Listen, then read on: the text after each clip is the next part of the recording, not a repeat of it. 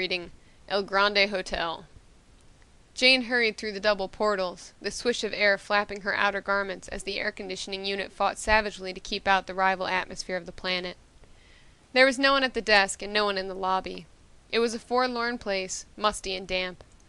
Venus humidity seemed to eat through everything, even metal, leaving it limp, faded, and stinking. She hesitated, looking at the visiphone, then impulsively pulled a chair over out of the line of sight of the viewing plate and gently set the little boy on it. She pulled the respirator from her face, pressed the button under the blank visiphone desk. The plate lit up and hummed faintly. "Patrol office," Jane said. There was a click, and a middle-aged, square-faced man with blue-coated shoulders appeared. "Patrol office," he repeated. "This is Jane Grant. I work at the Elite Cafe. Has anyone lost a little boy?" The patrolman's eyebrow raised slightly. "Little boy? Did you find one?" "Well, I saw one earlier this evening," she faltered. "He was sitting at the edge of the street, and I took him into the cafe and fed him." "Well, there aren't many children in town," he replied. "Let's see." He glanced at the record sheet. "No, none's reported missing. He with you now?" No." He shook his head again, still looking downward. He said slowly, "His parents must have found him. If he was wandering, we'd have picked him up. There is a family that live around there who have a 10-year-old kid who wanders off once in a while. Blonde, stutters a little. Was it him?" "Well, she began. She paused, said firmly, "No." "Well, we don't have any reports on lost children. Haven't had for some time. If the boy was lost, his parents must have found him. Thank you for calling." He broke the connection. Jane stood staring at the blank plate. No one had reported a little boy missing. In all the maddening confusion that was New Reno, no one had missed a little boy. She looked at the small bundle, walked over and slipped off his respirator. "I should have told them the truth," she murmured to him softly. "But you're so tiny and helpless, poor little thing." He looked up at her, then around the lobby, his brown eyes resting on first one object, then another. His little chin began to quiver. The girl picked him up and stroked his hair. "Don't cry," she soothed. "Everything's going to be all right." She walked down a hall, fumbling inside her coveralls for a key. At the end of the hall she stopped, unlocked a door, and carried him inside. As an afterthought, she locked the door, still holding the small bundle in her arms. Then she placed him on a bed, removed the jacket, and threw it on a chair. "I don't know why I should go to all this trouble," she said, removing her protective coveralls.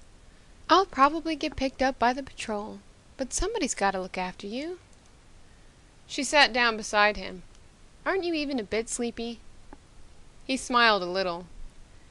"Maybe now you can tell me your name?" she said. "Don't you know your name?" His expression didn't change. She pointed to herself. "Jane." Then she hesitated, looked downward for a moment. "Jana, I was called before I came here." The little face looked up at her. The small mouth opened. "Jana." It was half whisper, half whistle. "That's right," she replied, stroking his hair. "My, but your throat must be sore. I hope you won't be sick from breathing too much of that awful air." She regarded him quizzically. "You know, I've never seen many little boys. I don't quite know how to treat one. But I know you should get some sleep." She smiled and reached over to take off the rags. He pulled away suddenly. "Don't be afraid," she said reassuringly.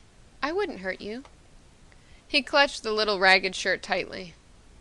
"Don't be afraid," she repeated soothingly. "I'll tell you what. You lie down and I'll put this blanket over you," she said, rising. "Will that be all right?" She laid him down and covered the small form with the blanket. He lay there watching her with his large eyes. "You don't look very sleepy," she said. "Perhaps I had better turn the light down."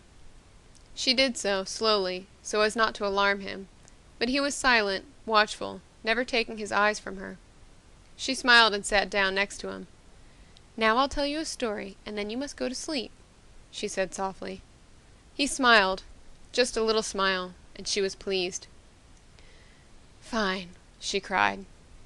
"Well, once upon a time there was a beautiful planet, not at all like this one. There were lovely flowers and cool running streams, and it only rained once in a while. You'd like it there, for it's a very nice place. But there were people there who liked to travel, to see strange places and new things, and one day they left in a great big ship." She paused again, frowning in thought. "Well, they traveled a long, long way and saw many things. Then one day something went wrong." Her voice was low and soft. It had the quality of a dream, the texture of a zephyr, but the little boy was still wide awake. "Something went very, very wrong, and they tried to land so they could fix it. But when they tried to land they found they couldn't, and they fell and just barely managed to save themselves. The big, beautiful ship was all broken. Well, since they couldn't fix the ship at all now, they set out on foot to find out where they were and to see if they could get help. Then they found that they were in a land of great big giants, and the people were very fierce." The little boy's dark eyes were watching her intently, but she went on, hardly noticing. "So they went back to the broken ship and tried to decide what to do. They couldn't get in touch with their home because the radio part of the ship was all broken up, and the giants were horrible and wanted everything for themselves and were cruel and mean, and probably would have hurt the poor shipwrecked people if they had known they were there. So, do you know what they did? They got some things from the ship, and they went and built a giant, and they put little motors inside and things to make it run and talk so the giants wouldn't be able to tell that it wasn't another giant just like themselves." She paused, straightening slightly. "And then they made a space inside the giant where somebody could sit and run this big giant and talk and move around, and the giants wouldn't ever know that she was there. They made it a she. In fact, she was the only person who could do it because she could learn to talk all sorts of languages. That's what she could do best. So she went out in the giant suit and mingled with the giants and worked just like they did. But every once in a while she'd go back to the others, bringing them things they needed. And she would bring back news. That was their only hope. News of a ship which might be looking for them, which might take them home." She broke off. "I wonder what the end of the story will be," she murmured.